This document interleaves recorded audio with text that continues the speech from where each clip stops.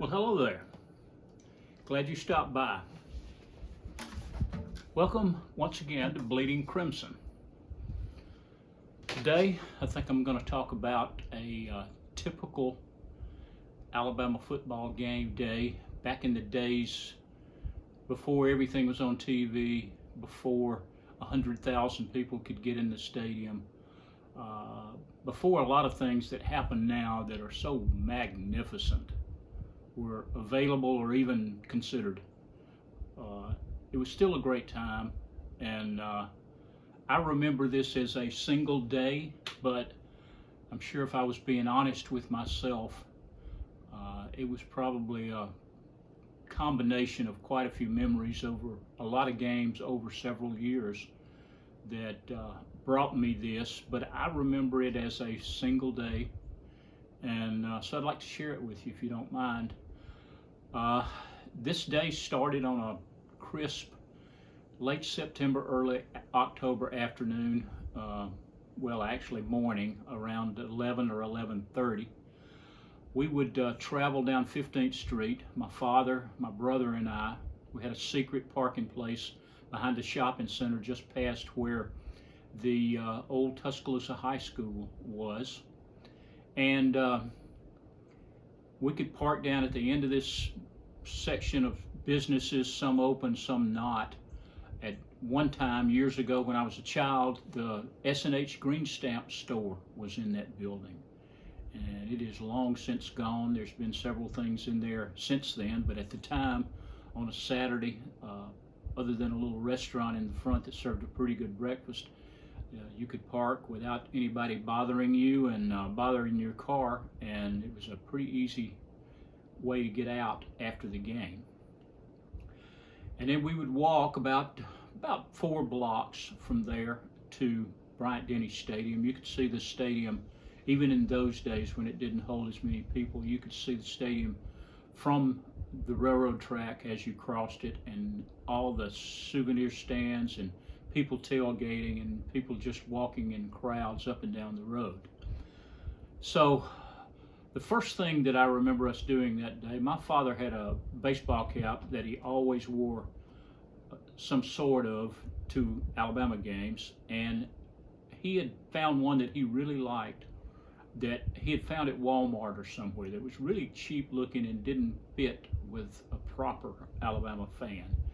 It wasn't exactly the right color, and on the front of it, it said Bama Tide.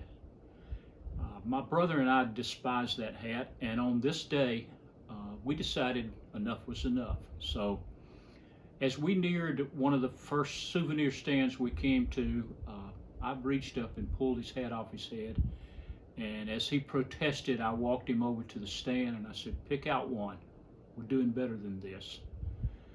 And maybe Rick remembers, I don't remember what he picked out, but it was specific to Alabama, and probably is one they still sell these days.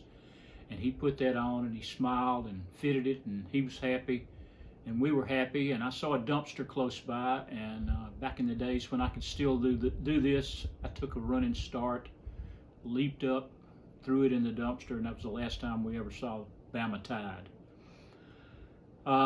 Within a few more minutes, we were ready to go inside, waiting for things to start. And we went inside, went over to the student section, and it was already filling up. The rest of the stadium had people outside still eating and stuff, but we like to go early. The students like to go early, but they had to, because if you didn't have a student ID, you didn't get in that section, and it was first come, first served.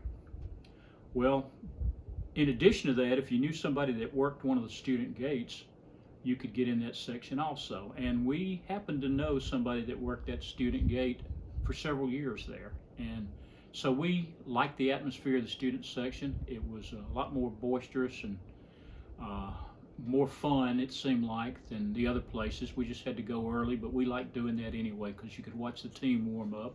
And if you got there early enough, you could see them all walk around the stadium in their dress clothes. It happened every day at a game. They would walk it in a full, slow time, including all the coaches. It was part of the pregame tradition.